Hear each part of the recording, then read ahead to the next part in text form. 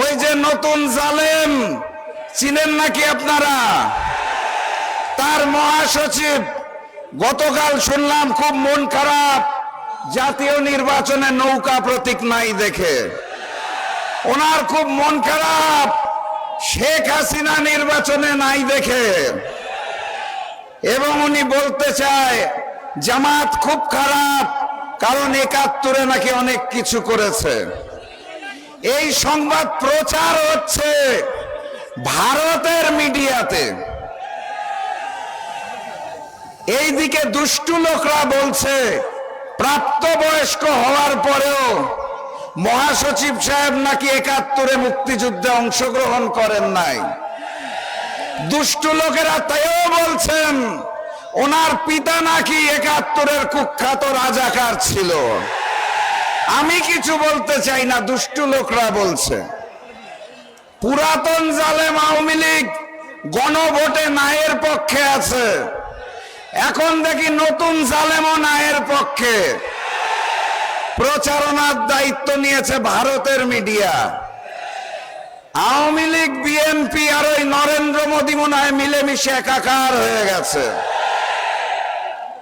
আমি স্পষ্ট ভাষায় বলতে চাই, ঐক্যবদ্ধ বাংলাদেশ যদি দেখতে চান তাহলে এই মঞ্চের দিকে তাকান, এই খুলনার দিকে তাকান, যেখানে হিন্দু মুসলমান মিলেমিশে একাকার হয়ে গেছে। ঐক্যবদ্ধ বাংলাদেশ যদি দেখতে চান তাহলে এই জনসভার দিকে দেখুন। আমার ভাইয়েরা এবং বোনেরা সুশৃঙ্খল ভাবে একত্রিত হয়েছে, কথাবার্তা পরিষ্কার। খুলনার ৬টি আসন, কয়টা? ৪ নম্বরে দেওয়ালগড়ি, কি প্রতীকটা কি?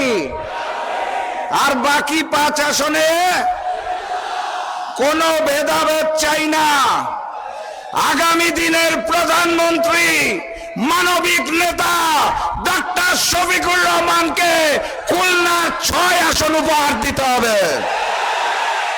আর ওই গণভোটে হাকে জয়যুক্ত করতে হবে, কোনো বিকল্প নাই।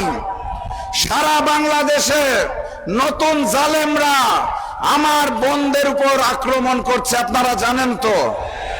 এই বাম পাশে আমার বোনেরা আছে, তাদের জানিয়ে দিতে চাই মুহাম্মদ সাল্লাল্লাহু আলাইহি সাল্লামের সময় সকল যুদ্ধে পুরুষ এবং নারী একসাথে যুদ্ধে অবতীর্ণ হতো ইসলামের জন্য। আপনারা আমার বোনেরা ঘাবড়াবেন না, আমার আপনাদের ভাইরা এই পারে আছে। এক রক্তবিন্দু যদি শেষ রক্তবিন্দু দিতে হয় তাও আপনাদের ইজ্জতের কোনো অপমান হতে দেওয়া হবে না।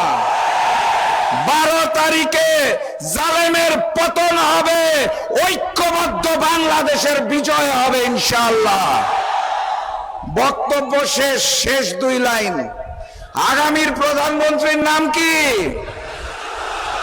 আর আপনারা বড় সৌভাগ্যবান, কারণ ডক্টর শফিকুর রহমান প্রধানমন্ত্রী হওয়ার পরে সবচেয়ে গুরুত্বপূর্ণ মন্ত্রণালয়ের মন্ত্রিত্ব যিনি নেবেন তিনি এই মঞ্চে বসে আছেন। ওনার নাম কি?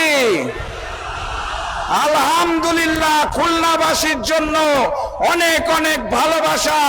১২ তারিখের পর আবার আসবো বিজয় উদযাপন করার জন্য ইনশাআল্লাহ। নারায়ে তাকবীর, নারায়ে